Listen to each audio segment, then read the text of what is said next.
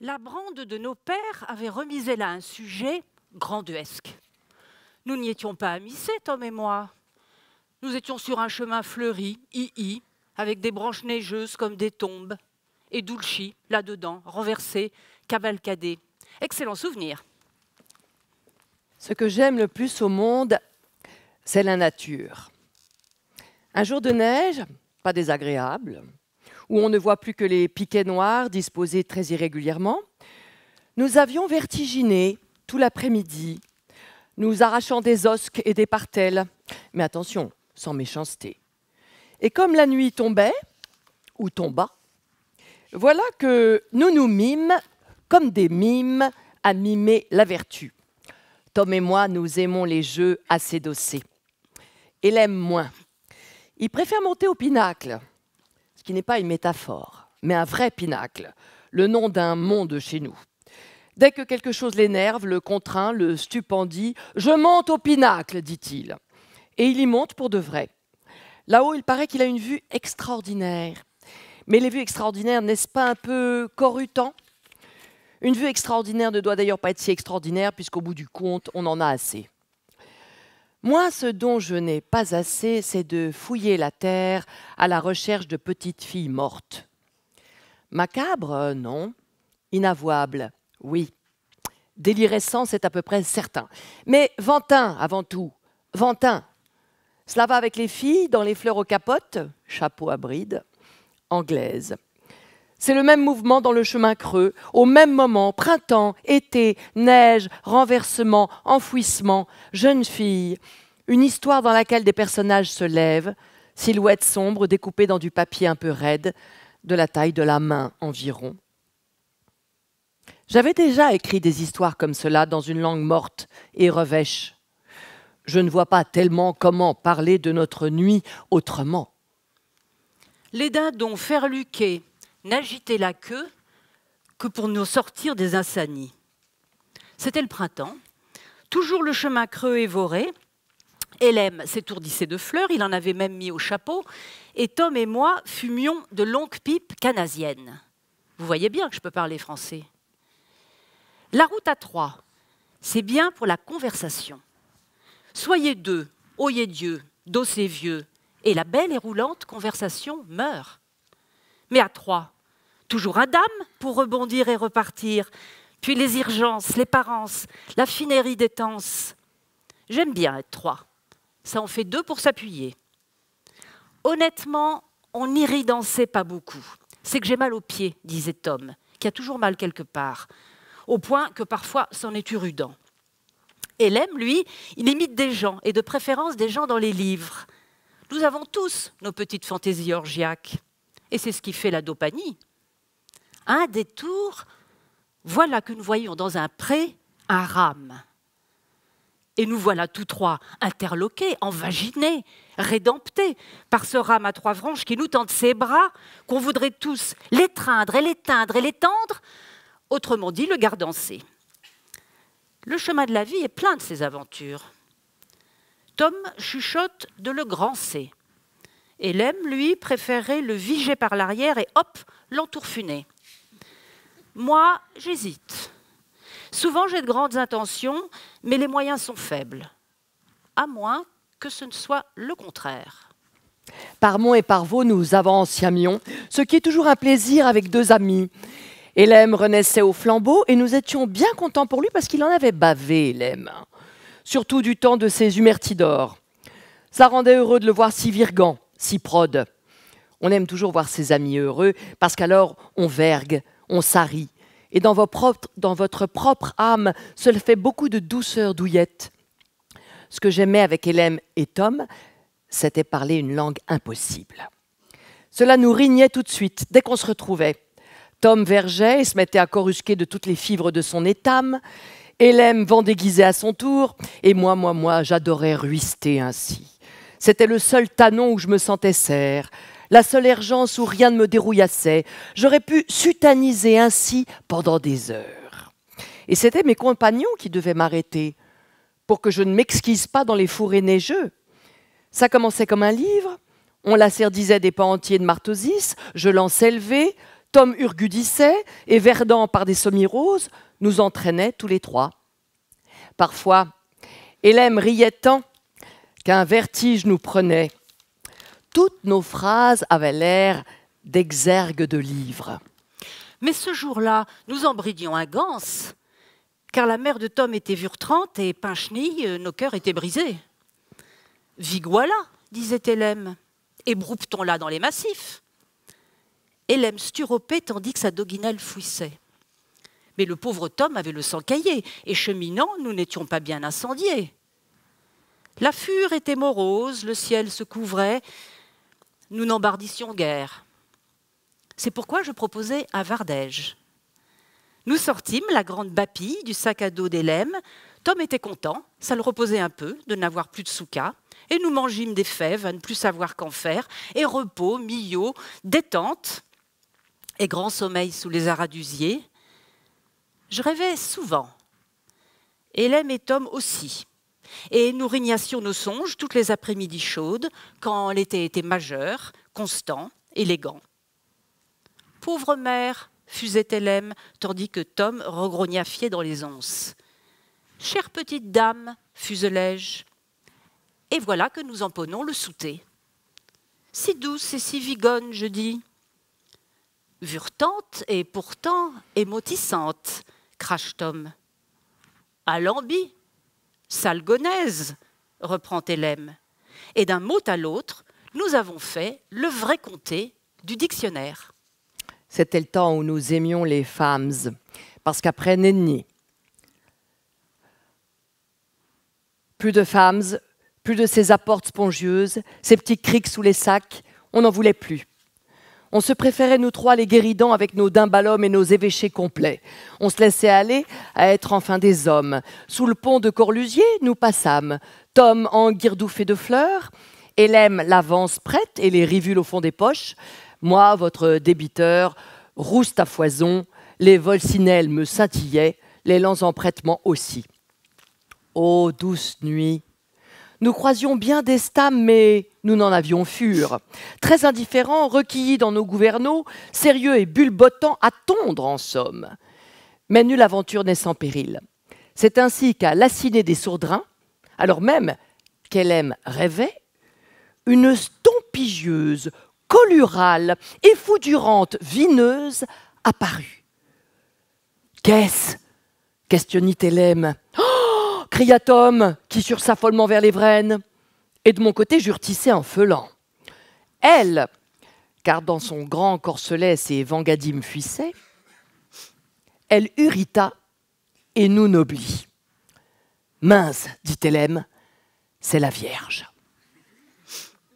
Qui croise la Vierge n'aura pas de ternus jusqu'à la zadité.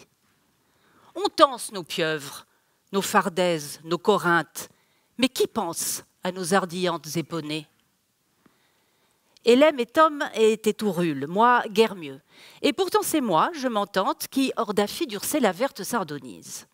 J'ouvris la bouche. Certaines choses ne se règlent que par la parole. J'ourdis la souche et me lançois. Urilie, vente sagineuse, Urilie est de madame Tuissette. Elle, car son paltodème surtait, eut un mouvement charmant. Je ricossais. Burlor et Odam, que vanque donc une déonème si fandale? Mais il semble qu'elle ne connaissait pas notre langue. Je volutais, rigant Hélène et Tom à ma soignise.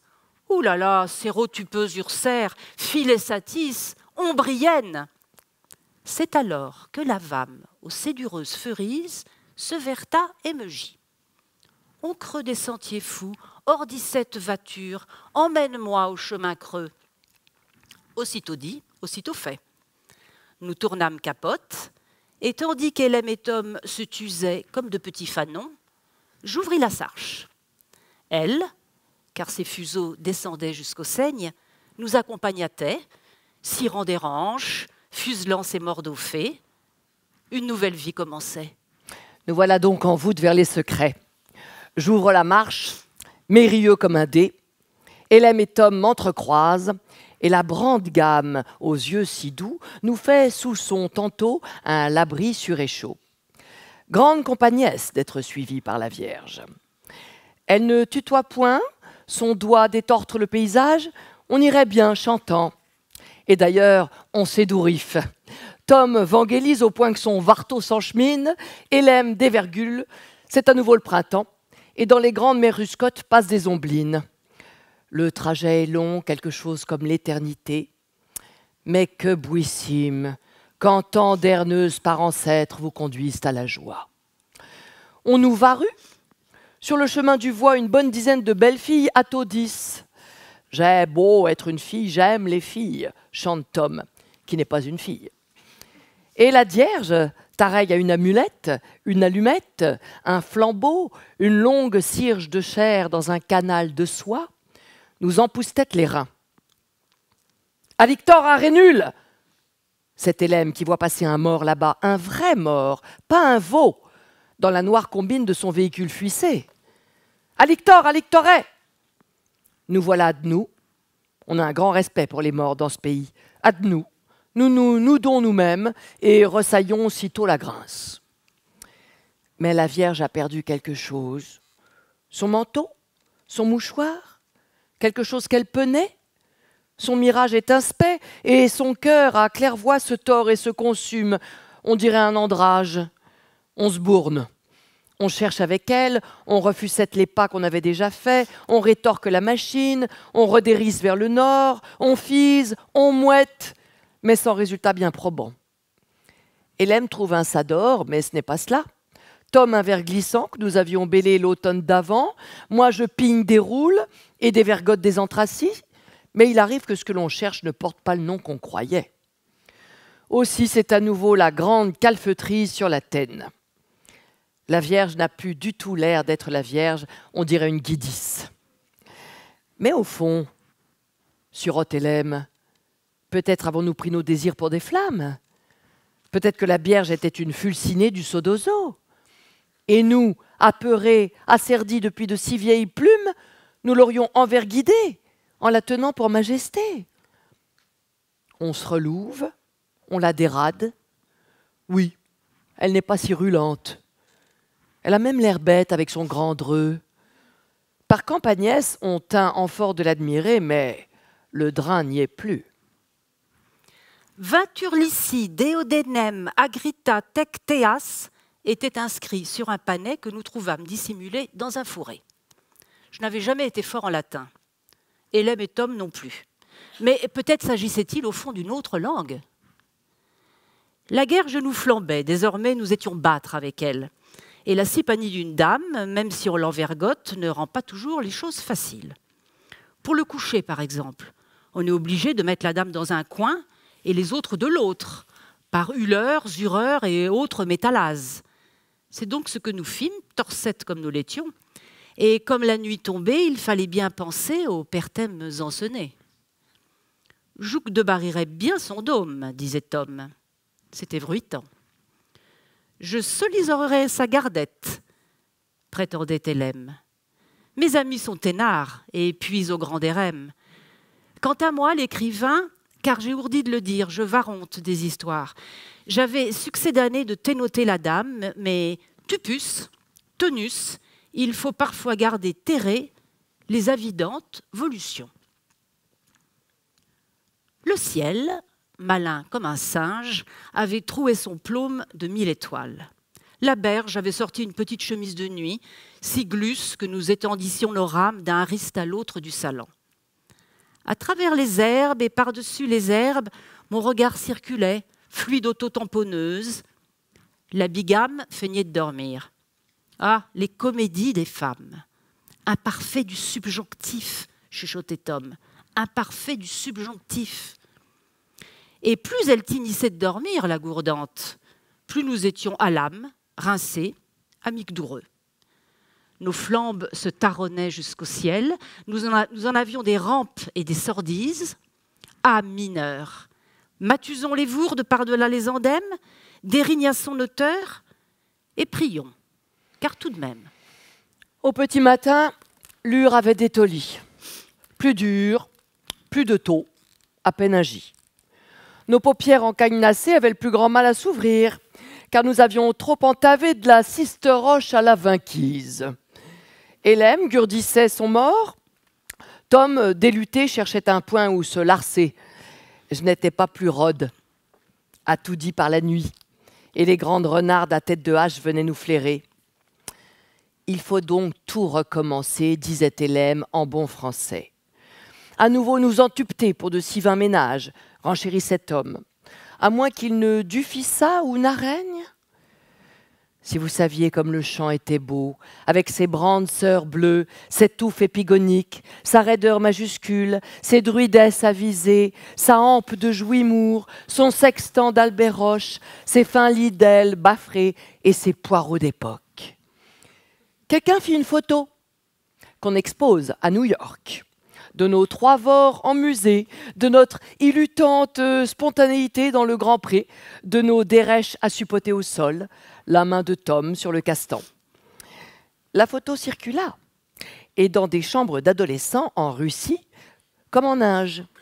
On nous voit, timonant, le sourire custé, la bouche amourachée, et derrière nous, le grand cindron immense, majestueux, doux comme un coquillâtre, et la laure, doucement, qui passe à nos côtés.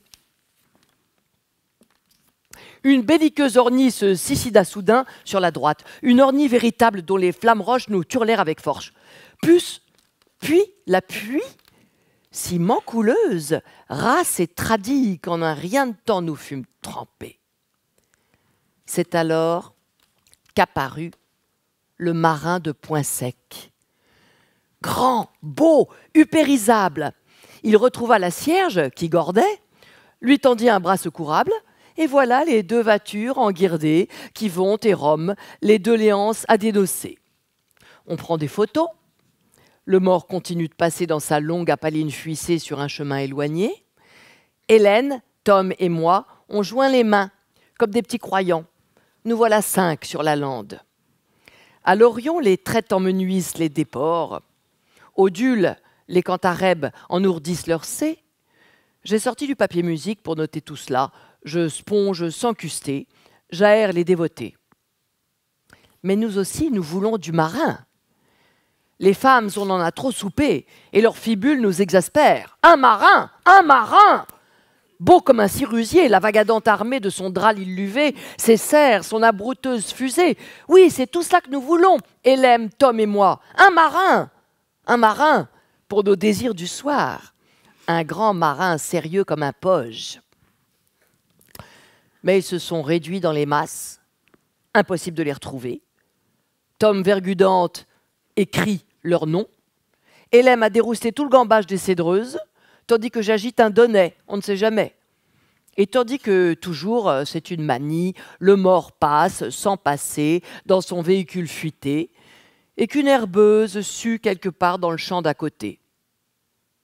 Le monde est ainsi fait que les apparitions succèdent aux disparitions et inversement, sans cesse. À qui se fier? Quand les cantanimes furent au zénith, nous repartâmes. Nous n'étions plus que 3, puisque la Vierge et le Malin avaient filé. Gertrude la postière, qui sourinait par là, allant distribuer des maigrelettes, nous fit un rapport. La Guerge était à moitié nue et courrotait à 10 champs de là, ensudinée par le malin marin, qu'on aurait dit un vêtre. Nu, vergota Tom, qui toujours avait eu de la pudeur. Enciné par le gars de Poinsec, Rougdina Hélène, qui lui avait entulciné des rules. J'ai toujours, quant à moi, été très malheureux d'être abandonné. Aussi fouissais-je mes amis, et bien iristes, délotai-je à l'épart. Il faut se faire une raison, leur dis-je plus tard. La Guerge nous a filé entre les bois. Nous n'avons pas pu la garder, la carder, la séduire, la reluire. Peut-être désormais en rêverons-nous? Quant au marin véritable, le grand marin de Poinsec, qui a allumé des torches dans nos cochenilles, peut-être le retrouverons-nous un jour sous un autre visage et dans un autre corps, tant l'amour fait ce genre de choses. Sulcéder les rampes et dévortir les engaleuses. Ces patenôtres ne gurgirent pas mes cames, ceux-ci hussèrent les vents et me laissirent dans les cires de cette terrible nuit. Enfin, Quand je dis nuit, il faisait jour. Mais parfois la nuit se fait en vous au grand soleil, et cela m'est arrivé tant de fois que je sais de quoi je cause. Quel qui donc, les bulbes dorés des toits de la ville se rapprochaient. Hélène souhaitait y avoir un emploi. Tom et moi varugions, mais on s'imaginait très bien vivre à trois et échanger nos impressions chaque soir de retour au Bercotte. C'est pas facile de vivre avec les autres. On se demande toujours ce qu'ils pensent, ce qu'ils sentent, pourquoi ils sont tantôt bons, tantôt froids comme des ailerons. Avec Hélène et Tom, on partageait ces questions. Nous étions si butaves que nous n'en trouvions jamais la réponse. D'en haut, la ville était enclose dans un bain d'or que c'en était radieux. La grande clinique du 7e ciel, où 50 médicators allaient et venaient dans leur housse blanche, bruissaient du plus joli effet. Tom voulait aller y voir sa mère burtissante et nous entrîmes dans la clinique, 2 heures après la contemplation de la brume dorée. Point de mer, disparition à nouveau. Chambre 134, nous avait-on rigné, mais il y avait 50 couloirs hors vœu, des portes 206, B28 et la 134, sous un sapin, avait dit l'Irdouane, n'existait pas. Mais si, la voilà. Nous entrons. Et la Tom's mère nous prend l'un pour l'autre. Elle croit qu'elle aime et moi, que je suis Tom, qu'il est Hélène. On essaye de lui remettre les idées à l'endroit, mais elle n'en boute pas. On montre nos chaussettes. Les rouges, c'est Tom, les bleus, Hélène. Moi, c'est les grises. Mais elle prend les prises pour les dreux, la rende pour une ursère, les sympanies pour des ténoses. Parfois, on ne peut pas remettre d'ordre. On mange ses biscuits. On tente d'avoir une empanie à corte. Elle parle à la fenêtre car elle attend un daim. Quel daim, dit Tom? Celui d'hier, dit la charmante aïeule. Était-il joli, dis-je, car je suis délicat avec les mourants. Non, dit l'origine du monde de Tom. Mais il fut pressant comme un flanc. On voit. On raconte nos journées, on dit qu'on a un peu délibellé et on voudrait qu'elle gronde. Mais elle n'en a cure, elle est toute à l'invisible daim. Grande butesse dans la chambre, nous attendons le daim avec elle. Tom a sorti des jumelles, Hélène écarte les rideaux, et moi je tourne la tête dès qu'une sudérise entre. Mais elles ont des yeux fats et des seins ruticants. Ce n'est pas le daim. J'ignore à qui on parle quand on parle à quelqu'un dont on vous dit qu'il vous entend alors qu'il est embarqué. Il doit avoir bien d'autres ravens à fureter. On est présent, mais ce doit être comme le passé pour lui. Petite dame, lui faisais-je, m'entends-tu? Si tu m'entends, rince la hotte. Mais au lieu d'eux, elle gouvernait sa fugueuse. Fais-nous un signe, ramait Hélène, par exemple, écortise un brin. Mais elle ne brinochait pas plus qu'elle ne vitait. Je crois que nous étions désormais des fantômes pour elle, comme si embarquer, c'était de notre côté la mort. Très instructif. La chambre était secrète et nous n'avions plus date. C'était la chambre des transformations. Les us entraient, sortaient, comme s'ils étaient chez eux. Quelle ordasique vérité! On voyait passer des cerfs et des ânes, et quand ils étaient accouplés, des ânes cerfs en somme, mais de daim, point. Et chaque matin, nous la retrouvions, cette petite maneuse, les doigts enverguidés sur le lame, la chenille de son pied sous le raps, la quantité de ses souffles dans la poire à gommette. Bien triste spectacle pour des jeunes gens pleins d'adonise. Nous repartûmes, parce que c'en était trop. Le cœur givré, l'âme ensachée par un petit train qui dérustait les plus belles vallées du monde, où la frise des arbres et l'enchenille des toits, la grande vélutée des vêtes et l'ordanise des carambiers nous fultisaient. Nous commencions à célébrer la morte, qu'il n'était pas encore. « Ah, risée, disait Tom en pleurant, quelle broquenille tu m'as donnée. Des cerdes et des arèges, à peine avais-je 8 ans. Et tant de consensines, renchérissait Hélène. Quelle vendate nous fîmes, quelle sorose nous îmes, pleurait encore le fils. Mais sa langue avait fourché. Quelle pendate nous vîmes, quelle forose nous tîmes, rectifiai-je en moi-même. Le train nous reculait de la presque morte, comme si nous revenions en arrière, et elle allait de l'avant. Le paysage était naturellement majuscule, car c'est le cas dans ces circonstances. Il est minuscule quand on n'aime point. Nous reviendrons demain, disait Hélène. Mais demain, n'est-ce pas jamais quand le grand daim est arrivé? Et puis elle était morte. Et nous l'avions mise sous terre. On passe. Moururent aussi cette nuit-là Vincenant, Cocheville, Urdalan, Sébuport, Académire, Brou, Sou, Thias, Urdante, Maurice, Belle, Frisal et Gravier, pour ne compter que dans la rue. Dans le monde, c'était pire. Et on se ressasse le dôme. Nous voilà donc dans la période de deuil, à portée du noir, puis du gris, du foncé, rien que de très gai.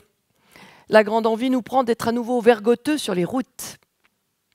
Et comment vivions-nous? Eh bien, grande madrille, nous avions des rentes. Mais oui, aussi suc que je vous le dis, nous avions certaines rentrées d'argent, modestes et régulières, qui nous permettaient d'éviter tout le côté social de l'histoire. Très pratique. Des oncles morts, des petits placements, on pouvait faire les vrins. Mais nous restîmes d'abord dans la grande maison fruitée de Madame Morte, la mère de Tom, tous trois comme des vôtres. On errait, majuscule, du second au premier, de la cave au grenier, comme si nous cherchions un objet égaré.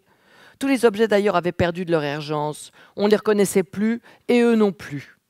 Le Saint-Gadôme nous fouissait des branches, l'Altupéreuse ordi aussi, et puis il neigeait. Le cœur de Madame Morte s'était arrêté, et cela faisait un silence. Si nous nous sommes requadrillés, ce fut grâce à l'entourage, mais aussi à nos ténumes. C'est à cela que ça sert la vie intérieure. On continuait, malgré le chagrin, à avoir des drèves, des andins et des envies de marins de point sec, qui d'ailleurs aborda. Hélène revenait des courses, et il dit « Il est près de l'église ». « Qui ça ?» dit Tom. « Le Poinsem » dit Hélène. « Envigoté, fis-je » ?»« Non, dit Hélène, on dirait qu'il a mis les bancs sur coquenille. » Bon, cela nous fait un but dans la vie, on sort, on marche à trois dans la ville, on a l'air d'une légion. Et souvent, j'ai l'impression qu'on semble en marche pour aller tuer quelqu'un. Point de marin, évidemment, puisque c'est le jeu. Près de l'église passe un pôtre, engueudillé comme un vette. Les carousels ferment, les pâtissautres ne nous regardent qu'à moitié. J'ai toujours fait un peu peur. J'ai toujours un peu aimé ça. Sauf qu'en rue de la Bapille, je veux qu'on voit combien mon cœur est libre, vain, désert et plein d'artichauts bien rangés, un potager simplet. Mais le reste du temps, j'aime bien faire peur, parce que j'aime pas tièdement les contacts. Allez! Mais voilà le marin de Poinsec dans le champ. C'est Hirdan. Il nous regarde avec ses grands yeux d'autrefois. On le fait rire parce qu'on est composite. Et lui, tout d'une pièce. Il a la voiture large comme le ciel et le chapeau si haut que là-haut, ce doit être Soubise. On franchit le mur quand on désire autant. On franchit. Et tout mur devient une cascade. On franchit, on éblit, on sucre des rises et on plône. Absolument rien n'est impossible au cœur amoureux, il faut le savoir. Nous voilà dans le pré de Nastra, verts comme des angoulèmes. Nous voilà bulbotant, ce que nous avons déjà fait, courant parmi les grandes serges, vertes et dorées comme des auves. Oh, le joli tableau! Là-haut, la cachenille nous guette, nous vête. Mais aurions-nous tant d'ardousiers si nous ne préventions tant de taux? Et voilà le lac, le vlac, le clave, l'éclat, le cal, que nous avions toujours tant aimé, et je me demande pourquoi à ce point. Avec tous nos parents, nous en faisions une voiture. Le lac, disait quelqu'un, et aussitôt, tous, nous avions les larmes aux yeux. Le lac, et hop, nous étions vernissés, embrigadés, cudissés, arraisonnés, partiriers, sifflotés, que sais-je, c'était une vraie domie chez nous. Lac, et hop. On se baigne, proposa Hélène. On se bingua, tout nus comme des arraches dans l'eau noire et fruitée où glissandaient des rostes aux vincoirs amers. Deuxième chose pour la vie, mener une vie meilleure, le contact des herbes gluantes contre les jambes jaunes sous l'eau d'un lac brun. Cela vous familiarise avec l'existence. Plus de cercle, plus d'éporés, nettoyage des grônes et des sarroses. On sort de là complet comme une brutalité pireuse. Oh, je nage et je bage, et je dage et je lage, stirupette Hélène embrassant vers l'île au Noirmoutier. Et moi, je grune, je batume, je sume et je dérume, désaiguisait le nageur Tom en s'esclaffaudant des mains. Je boule et je stampoule, j'enroule et je déroule, disais-je plus circonspect. Mais c'était bonheur de nous voir tous trois traverser le lac à grandes andaminées, filotant et staffant, rustiquant et gilant. L'amitié, je le répète, est la plus belle chose du monde. Et nous voilà de l'autre côté, ayant saisi des mouches et des enrouches, le cœur à vatiquer par l'effort, le corps tout lin d'avoir tant sirupé, et plus rien qu'un corps enfin, tant tout le reste nous engroupe. C'est l'été, dit Hélène. Et c'était vrai, c'était l'été, depuis le temps que nous avions mis à traverser. Il fait chaud, et sous les condamines, nous nous laissons sécher, tandis que de multiples housses grimpent sur nos bidets. Le soleil nous écalte les bronches, sous son feu délicieux nos apéros d'huile, notre ciconte folle des rises, et nos cissures en vertes, fans des adricats. Mais il arrive un moment où trop de repos n'est pas bon. Il faut sinon agir, du moins marcher, car alors le monde tourne sa toupie. De l'autre côté du lac, le marin de Point Sec s'est assis. Il nous regarde et de temps à autre nous folierise de sa main. Nous n'osons pas faire signe.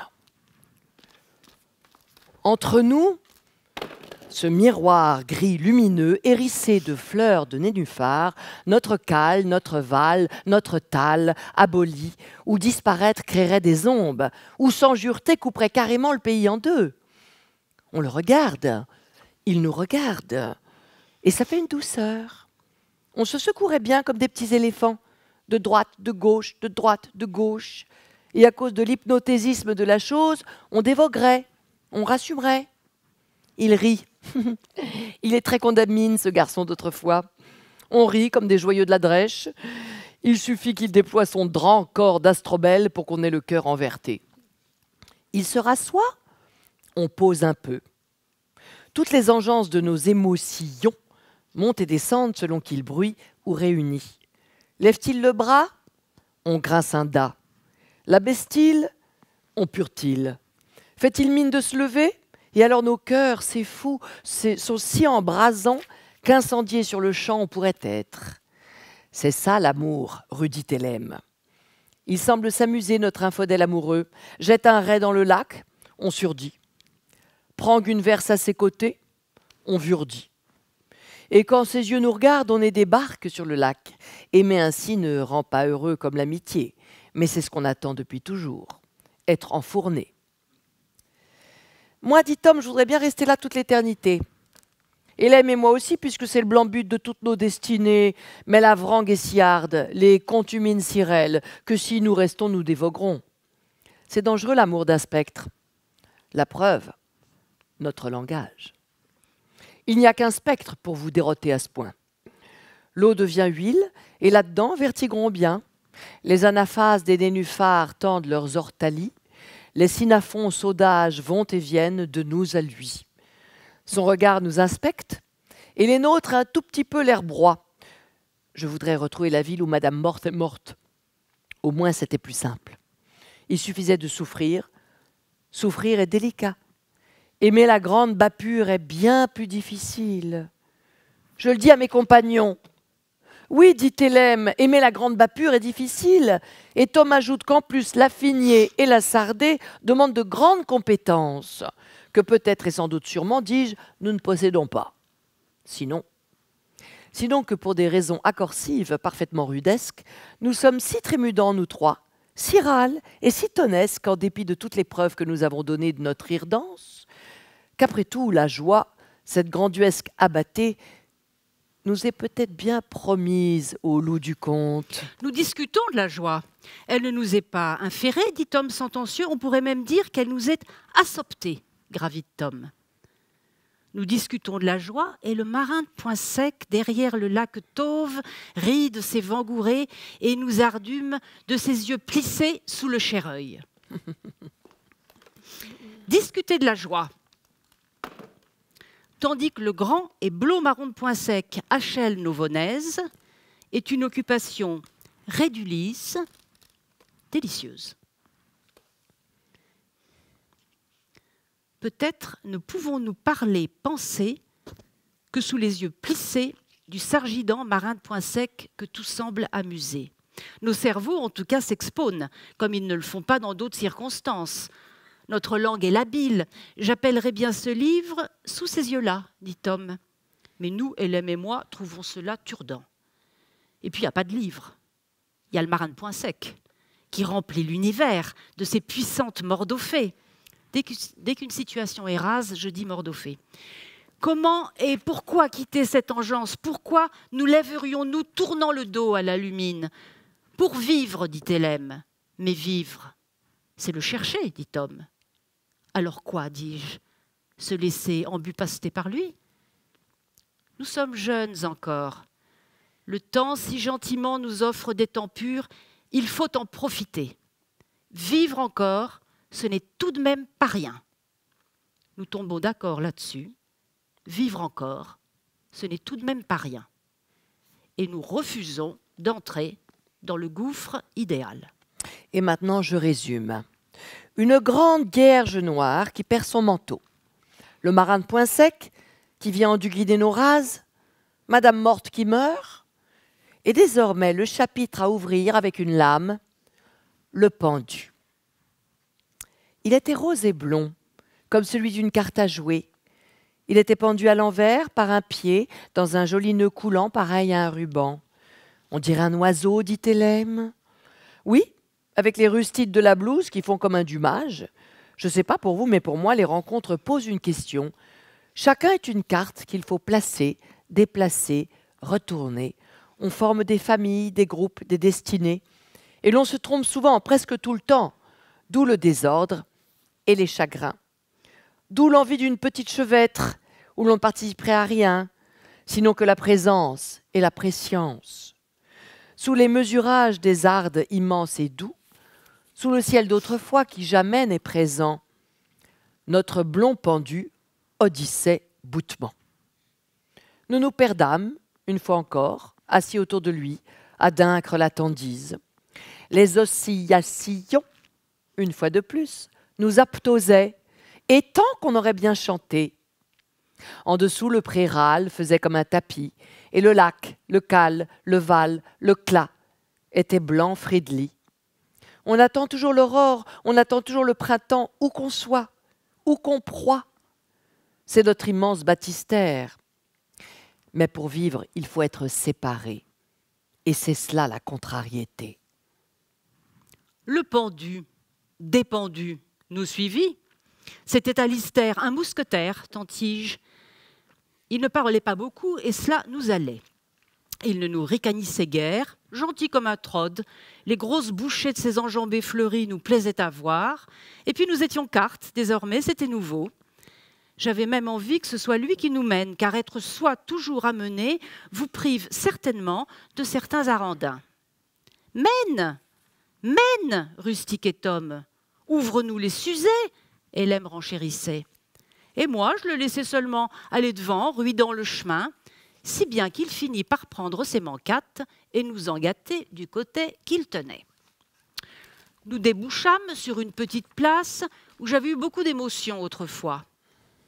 Je n'y avais rien vécu, mais j'avais raconté que j'y avais vécu quelque chose. Et du coup, cette place, désormais, était pleine de ce que j'y avais vécu en songe et en raconterie. Et dans ces instants-là, ces lieux-là, il vous arrive de ne plus très bien savoir si vous êtes de ce côté ou de l'autre, ce qui est une position pas si désagréable, ma position de toujours. La mère de Tom souvent rectifiait mes usages. « Andin, disait-elle, c'est mon nom. Andin, dis-moi la vérité. » Mais madame mère, disais-je, je suis d'un côté et de l'autre. Je navigue, je traverse, je rapporte d'ici des choses pour là-bas, de là-bas des vulettes pour ici. Tu traverses donc le miroir, disait Madame Morte, qui avait des lettres, et parfois pas des meilleures. Je stupisais. Hélène et Tom tentaient de m'eustacher. Je vous jure que pourtant je ne vous dis que la vérité, Madame Mère, oignai-je. Ruth, sut, lutte, laissait tomber Madame Mère en feugant. C'était la seule dont vraiment je voulais être aimée. L'amour de Madame Mère m'était plus grand qu'un ordalisque. Et pourtant, c'était une petite gigogne en noir, avec le menton pas furetant. L'amour de Madame Mère me donnait des ailes. Guinfrait-elle en me boutuquant, et j'allais comme un sapin. Plutissait-elle ses ailes en me rustiquant au passage, j'en bagodais toute la nuit. Déliquait-elle mes uns et fourguidait mon saune, j'en tupérais à ravir. Madame Mère, dans sa maison, bâtissait un drôme en moi, autour de moi, feurdisant mes féries, accoutussant mes randes. Nous étions comme deux astrolabes, deux aspérigodons, fournissant des us, s'étupant des enrames. Elle le savait, moi aussi, mais nous restions dans nos brades à défilquer les envins, car parler, non, quand l'ultirut est là. Madame Mère me plaisait par son écoussirable aventure. Elle me figuait les gants et je les retenais. J'ursais très péniblement avec elle, car ces choses-là ne se font pas dans la clarté et la publicité. On roint, on soigne, on odérise. Et toutes les cachées ont des noms véritables. Au sortir du bois, nous tombîmes bien naturellement sur un loup. Il était avec son berger. Pas un loup véritable, entendons-nous bien, une sorte de poule de luxe.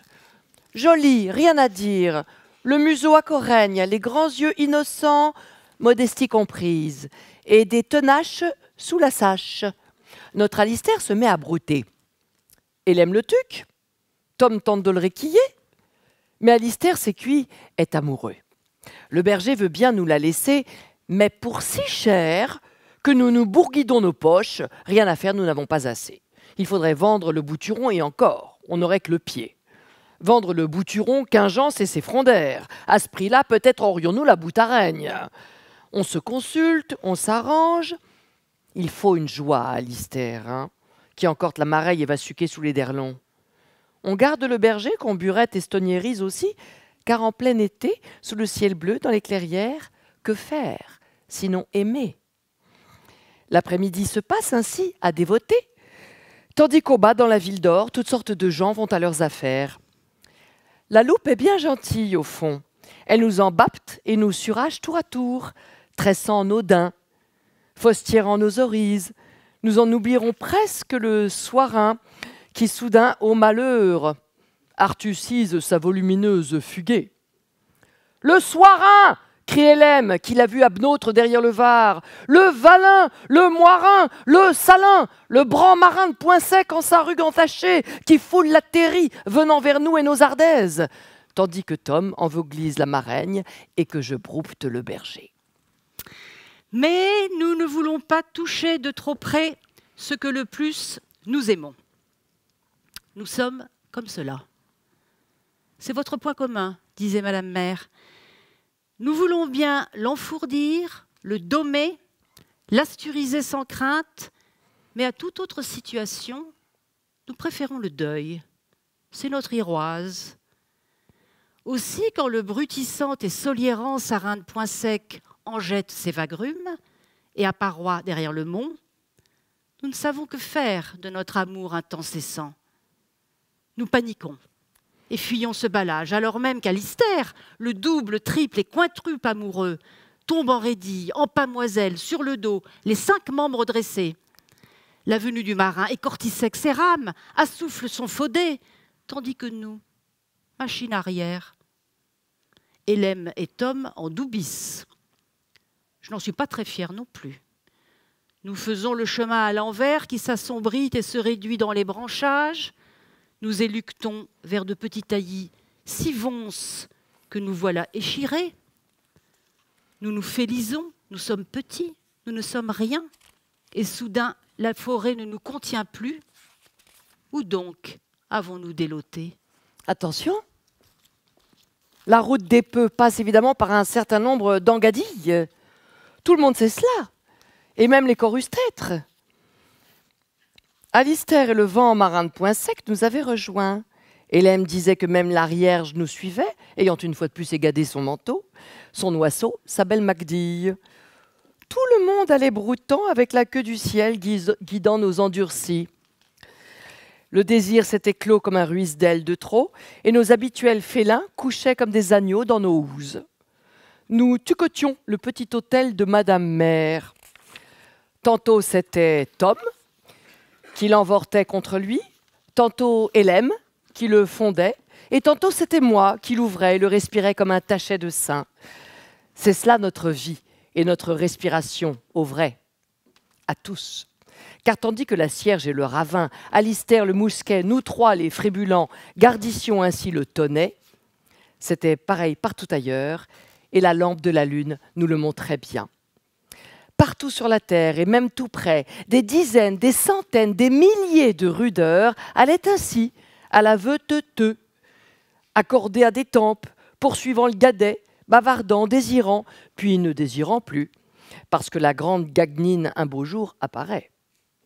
Et nous qui tant avions cru être seuls, nous dont le bode de lit était tout de même si réticulier, nous nous rendions compte que nous ne croissignions que des pères et des Henrides.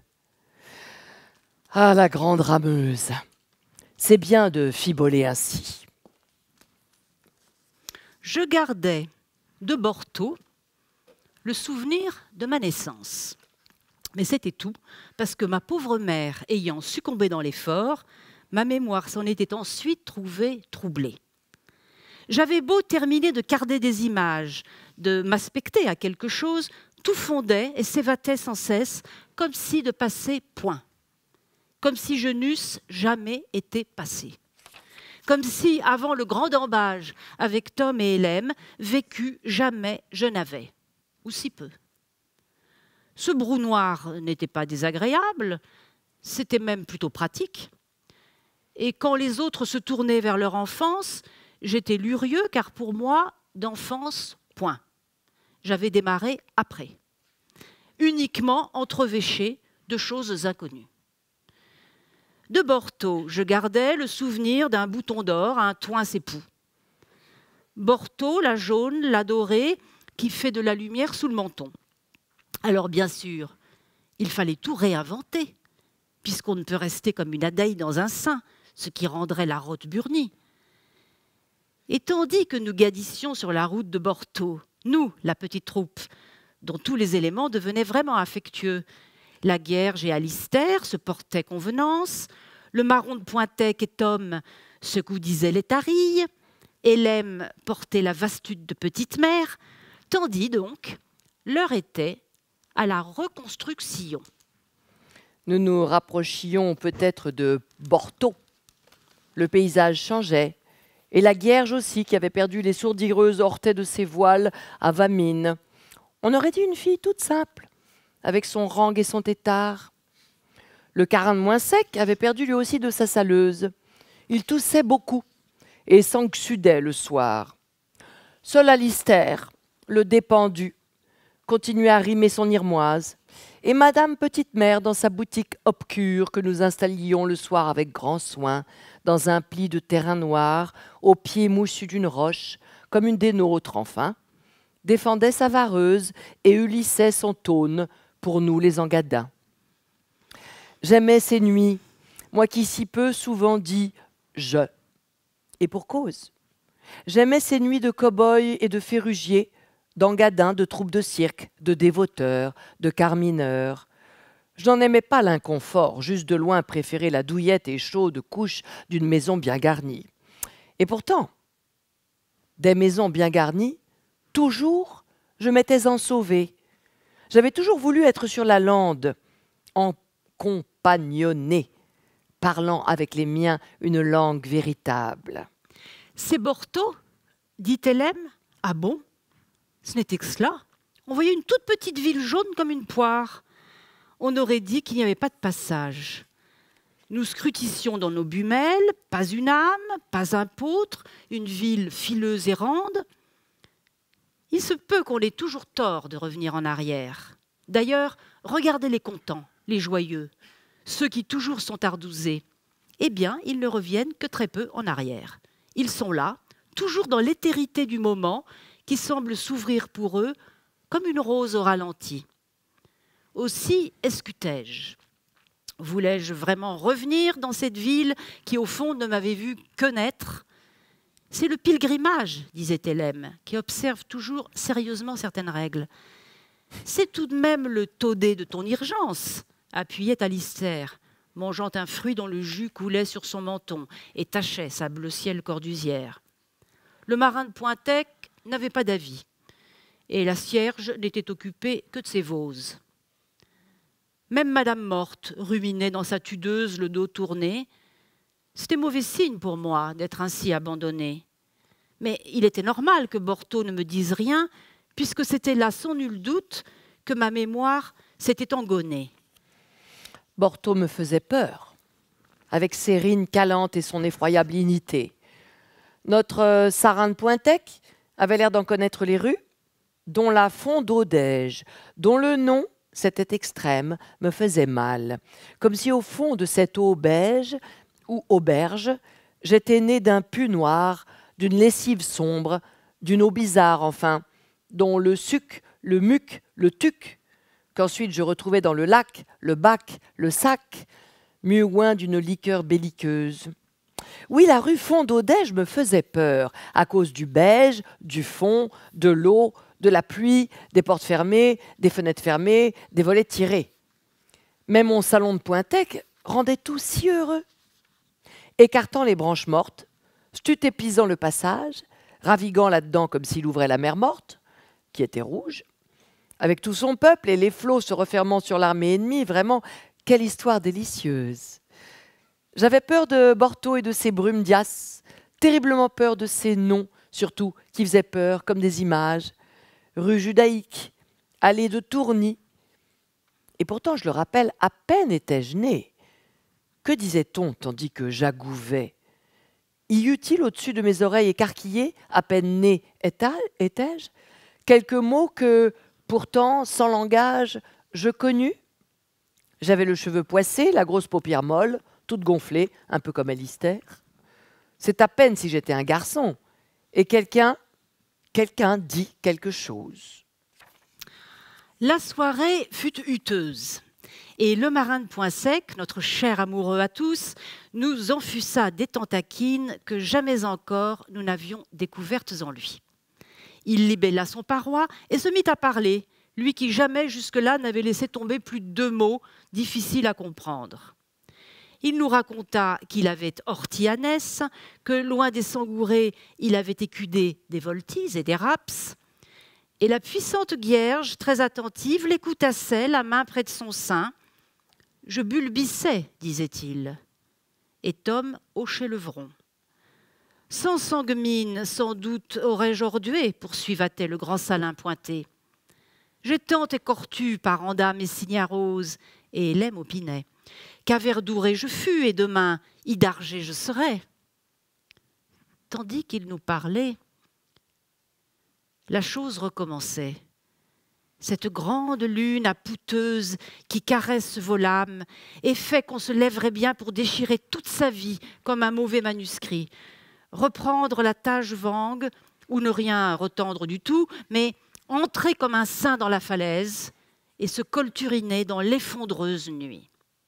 Nous recommencions à avancer, Hélène, Tom et moi, à nous bébalancer, et la grande main blonde sur la nappe en papier était notre animal de compagnie le plus valaire, sauteux comme un varé et foudissant comme un vuc. La Pierge se mettait à chanter, et le gros Alistair à s'amplifier encore, si bien, il occupa la table où nous tous et le grand vagin de Pointec paraissions bientôt tout petits. La soirée continua, évidemment. Comment aller se coucher quand on va se séparer? Le Valin buvait beaucoup, mais il était toujours sobre et toujours appointé, comme si l'alcool n'eût pas trouvé de veines en lui. Madame Mère se faisait une beauté, régurgie des prônes et doucerette comme une. Hélène et Tom entraient dans la bouche du grand marin, les yeux extatiqués, prêts à rusder pour l'autre monde. Et moi, qui comme Ulysse m'étais lié, j'entendais ces paroles de ma vie qui faisaient un tapis, une avenue, une direction, en somme. Et j'aurais voulu à jamais n'écouter que cette musique-là, être dans ce chemin-là, convertir tous mes hâtes en beaux risques, mes urs en vartamine et mon immense ori en voir. Mais il faut vivre. Il faut vivre et donc se séparer. Soudain, il ne fut plus auprès. Nous eûmes beau regarder la salle, dans tous les coins, attendre, pas rendre, le grand, bon et beau marin de Point Sec n'était plus parmi nous. En doté, dit Hélène. Et furdisé, dit Tom, qui osa regarder vers le ciel. La Guierge eut l'air ouverte, Madame Petite-Morte réduite, et Alistair cherchait à nouveau un crochet où se pendre. Nous fûmes toute la nuit à écorter la vanneuse de notre blanc sarin, à chantaguimer ses bouanges, à ruisseler son paume. Nous l'imaginions partir par les vastes quais sombres, sa tige d'accorette aux lèvres, sans un bagage, avec très peu de langage, car c'était à nous qu'il avait tout laissé. Sans doute croiserait-il la vigandière noire, le petit homme gris à parapluie qui l'attendait. Il n'aurait plus une pensée pour nous, car nous n'aurions été qu'un millionième udate dans son existence sans fin. Il monterait sur le bateau et même là il serait seul, toujours avec d'autres, à rompre les meurets, à distuquer des farules, paltigonner des anses. Un jour, cette voile qu'on ne verrait plus ici, on la verrait là-bas. Et à Horusdet, comme à Calmanque, au Bébir ou au Voutan, ils joueraient les mêmes grammes, voltuquisant les uns et les autres, les dressant broie sur son passage, jouant un peu avec tel ou tel, tentant de vedenir réel, s'obscurdisant à avoir un corps, furidisant d'avoir un cœur, et là, d'interpréter les songes. Hélène et Tom voulaient revenir au bercail. Nous dépendâmes Alistair, recoignîmes Madame Petite-Mère dans sa mudette, susdîmes la Vierge à son épour et sulîmes Borto, dont nous n'avions pas eu le temps de visiter les curiosités. Au-dessus de la ville enclose, dans une brume argentée, nous nous arrêtîmes pour regarder. Il y avait tant de bateaux sur la Taronne que cela ne nous fit rien. Certaines cathédrales semblaient clocher, comme s'il y eût eu un événement, une catastrophe, un vessir, une frigue. Mais nous considâmes cela avec une certaine distance. La Guierge faisait tout un malin d'avoir perdu le marin. Nous la consolatâmes. Alistair s'offrit de coucher avec elle, mais comme elle était vierge, elle ne voulut point. Elle voulait une amie. Mais l'Amazone, depuis très longtemps, nous avait quittés, nous trouvant trop d'hommes. Et Madame Petite-Mère, pour des raisons obscures, n'avait jamais semblé éprouver pour la Vierge qu'une sympathie très froide. « Cherchons une amie, dit Tom. » Mais nous n'avions, à vrai dire, plus beaucoup de cœur au ventre. C'est alors que la Vierge nous quitta. Elle avait mis ses envoleuses, ses petites arabates aux pieds, et sous son taume puissant qui avait repris de son ardeur, elle assomptionnait lentement. Alistair en était bouchelu comme une hypnose. Hélène, Tom et moi, ou Tom, Hélène, etc., fugadions cette vineuse qui nous avait tant éroi. « Ainsi donc, vous partez » disait Hélène. « Je rudise et fulise » disait la Vierge. « Partirons-nous sans vous » et rugadait Tom. « Nous avons tant fugaté vos savins. » La Vierge s'entouvait tout droit dans le ciel bleu, et tout le village était à genoux, sur le pré, dans les chemins, à regarder cette Ottava alcine. Certains pleuraient, d'autres tendaient les bras. Une dame à corsite se renversa et bousut sur le cou. Un homme eut un grand V dans le cœur, un autre en perdit son émoi. Elle assomptionnait si lentement que le clocher encore elle n'avait pas dépassé, lorsqu'un terrible orage se fit, burtissant la matière. Une pluie sarde se mit à Reims, et chacun rentra chez soi pour se sécher, comme si nos corps, après tout, passaient avant tout. Même nous, protégés par l'auvent, nous furtignions nos toiles. Elle pouvait bien en guérir, cette Vierge qui tant nous avait. Nous ne pensions plus dévotement à elle. Nous voulions des fagots, un coltâtre, à lutter nos antines. Le ciel nous cardait. Alors, nous embolîmes nos destinées par un grand bois de pin qui était tout autour. Alistair à nouveau cherchait un arbre où se rependre, et nous, les petits angoureux, de nouvelles fuissaient. Agdoureuse contrée, Ruisdael et son épeautre. Nous laissions derrière nous tous ceux que nous avions aimés, et c'était jusqu'à Madame Petite-Morte qui gitusait au loin dans sa vardèche obscure. « Faut-il retourner » disait Hélène. « Mais non » disait Tom, « nous ne pouvons revenir en arrière. » Donc, même ce serin dans sa cage druidée, il faudrait le laisser. On baisse ainsi des vents couleuses partout où l'on passe. Rien n'a été fait, rien n'a été terminé. Tout le travail reste toujours à faire. D'autres viendront, qui reprendront. Mais soit. Qu'avons-nous fait de nos 10 bras, de nos gratiles tentacules, de notre respiration?